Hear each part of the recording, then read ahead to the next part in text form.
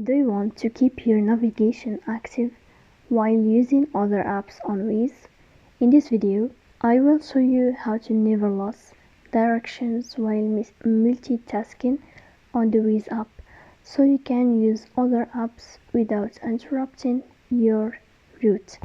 So let's go to see how it works. The first thing you have to do is to go to Waze app. You go to this sign on above. Here in this page you will click on settings. Then in this window you will find general settings. You will click on your general settings, and then here what you will have is keep Waze on top.